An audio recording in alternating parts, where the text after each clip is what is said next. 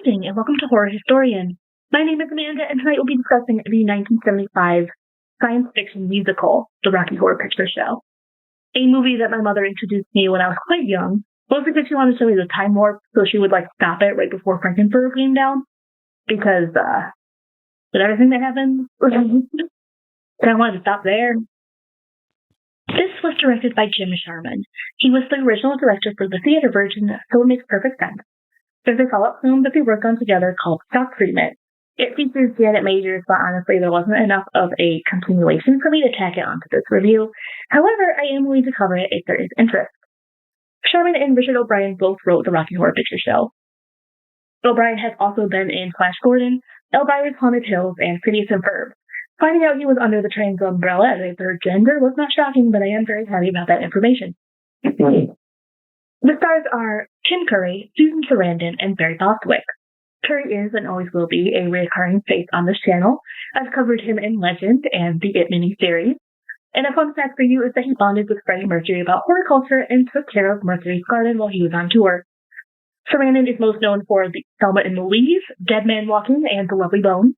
She's frankly an icon and came out in 2022 as bisexual.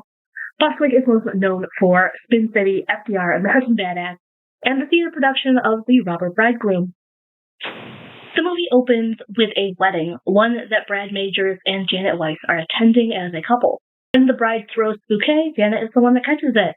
Brad chats with the groom, and they discuss a professor that had helped them meet their respective partners, which actually was just high school. From there, we dive into Brad's proposal with the song Damn It, Janet, the second song of the movie, the first one being the introduction to science fiction and horror stories.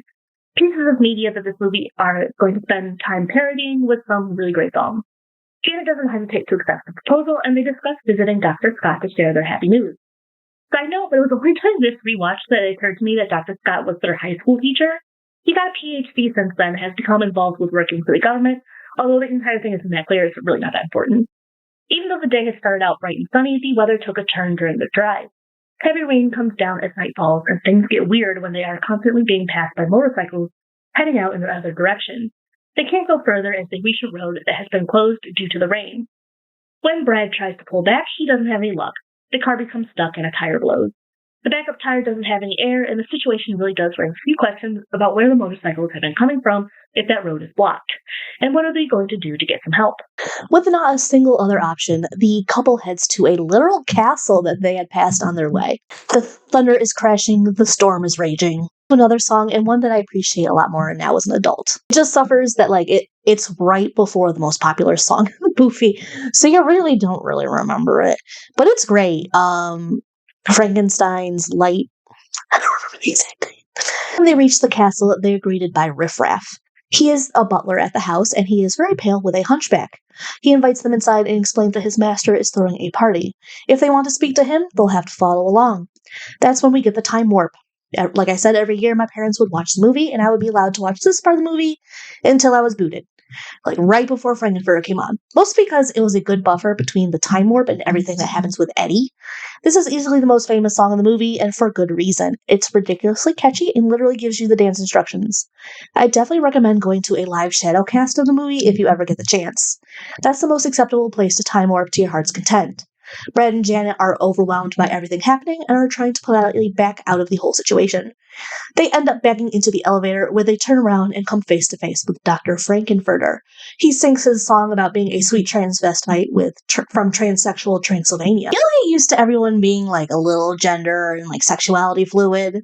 Before diving further into madness, let's talk about the key characters that are at the house. And then we'll go see what's on the slab. Dr. Frankenfurter is a mad scientist that has been spending his time on creating complex life. He has made himself the ideal man because apparently there is no man that can stand up to his idea of perfection. He has a very memorable look. Riff Raff is the butler, as previously mentioned. His sister is Magenta, and she is the maid. They have a relationship that is much more than siblings. Columbia is a groupie that is currently residing at the house as she has nowhere else to go. She had once been obsessed with one of Frank's past projects and lovers. She is also a little obsessed with Frank, although Eddie had been her one true love. Magenta had wasted no time stripping Brad and Janet down to their underwear and leaving them up. They meet Frank properly when they come to the lab. He's flamboyant, commanding the attention of the entire room, and entirely unhelpful in getting them a phone. The only thing that he can offer them is a night stay at the castle, and maybe things will be able to travel in the morning. Frank launches into a dramatic monologue about his time spent creating life from nothing. That's when he reveals Rocky. It's hard to argue, Rocky is built like an Olympian hero, and wears very little to hide it. Frank brings him to life for everyone to see, and the creature immediately panics at the strange new world and the extremely horny individual chasing him. There are a lot of eyes on Rocky, and that's a lot to take in. Like, imagining me in his situation, I'd also be freaking out. Eventually, Frank manages to calm him down a hair and shows him off to the guests. Neither Columbia nor Janet are actually that interested in him. He's super masculine, and neither one of those women are into that kind of guy. Like Brad and Eddie, no, there's not a connection there. Frank gets very offended by this though, because he only wants to hear praise. Frank proudly mentions that Rocky has the Charles Atlas seal of approval. For context, Charles Atlas was a famous Italian bodybuilder who sold fitness programs promising the perfect physique. Frank is saying that Rocky is the ideal, and that's all thanks to him. Just as things are settling down and going positive, Riff Raff decides to make everything worse by thawing out Eddie. He bursts onto the scene on his motorcycle. His chaotic energy is infectious and deceptively integral to the plot. He's Dr. Scott's nephew, Columbia's original obsession, and a portion of his brain was used to create Rocky. So much for Frank's claims about creating life from nothing, huh? Another thing that starts to become obvious is that Frank, Riff Raff, and Magenta aren't human at all. They are aliens. Riff Raff and Magenta are not happy about the way that things have been going since they came to Earth. Riff Raff, in particular, is resentful of the situation. He actually spends a bit of time creating problems for Frank out of that resentment. But he has a really fun song, but he's also telling this really tragic tale of how he's ended up in this situation. As Andre 3000 once said, "Y'all don't want to hear me, you just want to dance."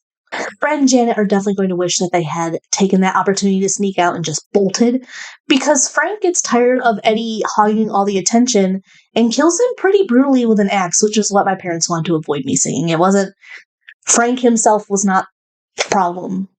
It was the murder. When Frank is finished, he brushes it off, which everyone else just seems fine doing. After that, Frank and Rocky disappear to their wedding night. There's a huge statue of Atlas with the weight on his shoulders, looming over them. The remaining party guests slip out during the night. Brad and Janet are led to separate bedrooms as well. During the night, Frank visits both Brad and Janet. He seduces them both. Janet ends up having sex with him, and Brad gets a little mouth action. Neither one of them are innocent, but Janet definitely ends up bearing the brunt of the comments. Meanwhile, Riff Raff terrifies Rocky. He breaks free of the shackles Frank had used to keep him to the bed, and he runs through the castle grounds, running from the dogs, and ends up back in the lab, returning to where he'd been born. That's where Janet finds him after wandering through the castle in a dramatic, guilty haze. She's having a crisis over losing her virginity to someone that wasn't Brad, and who had, only hours before, murdered a man. While wandering, she looks at the security cameras to find where Brad is. She finds him in bed with Frank. Obviously, she had spent all of this time beating herself up, only to see that he had done it with the same person. Meanwhile, Rocky is hiding and nursing his own wounds. Janet decides to use him to deal with her emotional pain and get back at Frank for sleeping with her man. They have sex, and to be fair, this time Rocky seems a lot happier and more, consenting than he did earlier with Frank. Columbia and Magenta are essentially having a sleepover while watching all the drama unfold. They're finding the whole thing deliciously scandalous.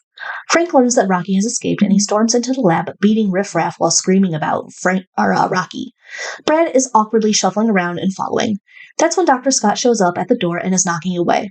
He's come looking, and he's not leaving until he gets some answers. Brad is surprised to see his former teacher, but Frank is not happy to learn that Brad knows the man. Scott has been after the aliens and knows more about the operation than Frank would like. Frank loses his temper and activates a giant magnet that drags Dr. Scott to the lab. It's a funny visual gag. Instead of being flung through the house chaotically, he slides neatly and precisely through the house. He maybe gives a light bump to any furniture as he is moving through the castle, but other than that, it's exact. When he finally arrives, the commotion causes Rocky and Janet to expose the hiding spot. Frank loses it again, furious that Janet wasn't all involved with the intimacy, and that scene further devolves into chaos as everyone starts yelling and arguing with one another. Magenta fails to read the room and bangs a gong to let everyone know it's time for dinner. Everyone is still super pissed when the meal begins, and Frank is not having any of it from Janet, who starts to get a little loud when they're singing Happy Birthday to Rocky. He was like, "You stop that." Dr. Scott admits that he is there because he received a letter from his nephew, one that Frank assumed he had stopped from getting out. That leads to a song where Scott reflects on the contradictory nature of his nephew and how his family loved him a great deal. Even though him ending up in trouble is really not that shocking. Still, he's family and they want to know what happened to him. Columbia completely unravels. If anyone loved Eddie outside of his family, it was her. Dinner derails from that. The song pushes Frank over the edge again and he reveals that their entire table was happening with Eddie right inside of it. He's part of the table. I had also forgotten that this was referenced in 31. It's just that no one is eating Eddie. Screams and Frank chases after her, leading to a chaotic mocking song. They end up in the lab where Frank turns each of them, including Rocky and Columbia, into statues. Riff Raff and Magenta express that they would like to go home. They are homesick, fed up, and ready to leave. Frank ignores them completely because it's time for the floor show. Frank sets up Janet, Brad, Rocky, and Columbia in lingerie and dramatic makeup for the grand finale. Dr. Scott gets thigh highs, but other than that, he's kind of left a statue in the corner. What essentially happens is a elaborate musical orgy around a pool, and then in a pool. There's a lot of touching, splashing, and singing. It ends abruptly when Riff Raff and Magenta burst in. They are dressed in sleek space outfits, fit for going home. Riff Raff has gone above Frank's head and got himself a nice little promotion. He and Magenta are going home. He's using the royal we, meaning that Frank is not going back. Frank doesn't realize this at first and assumes that he's going home and breaks out into song. The fantasy ends, and then he's being shot at by the vaporizer. He's hit and killed, with Columbia letting out a scream. That gets her killed. Rocky has a King Kong moment, carrying him up to the top of the fake RKO tower behind the pool. He's shot a few times, but the laser doesn't really seem to have much of an effect on him. However, when the RKO tower collapses and electrocutes him in the water, that does kill him. Magenta voices that her disappointment that Rocky and Columbia were dead. They didn't really have a problem with them. Janet, Brad, and Dr. Scott are shown mercy and left behind as the castle takes off back to Transylvania. Rocky Horror Picture Show flopped when it came out, and it was not well received at all. It was a movie out of time, and that time was now in the future, anything but 1975, really, honestly. Thanks to midnight movie showings, slowly it started to develop a following. People would bring things to the shows, throwing rice and hot dogs during certain scenes, dancing to the time warp while it was happening. It became a fun culture. It's possibly one of the biggest cult films. It is a science fiction horror musical. You're either on board or you're not, and if you're on board, then you're getting exactly what you expect. It doesn't pretend to be anything else. There are some really good songs, like songs that have no business being as good as they are. And as a lifelong Tim Curry fan, it is great to see where he started and how drastically different he appears in each one of his performances. The way that he plays Frank is so perfect, and you really get the feeling that you're in danger, but you're probably going to enjoy it a little bit. I also want to give a shout out to Barry Bostwick for his performance of Brad. There is so much focus on all the flashy characters that he really is forgotten about. But he's a great singer and such a funny character. That poor man is really trying to keep his shit together between aliens, his fiancée having a sexuality crisis, and deciding that he does in fact like getting freaky. He's a subtle funny that isn't as noticed as much, but I see you, Barry Bostwick.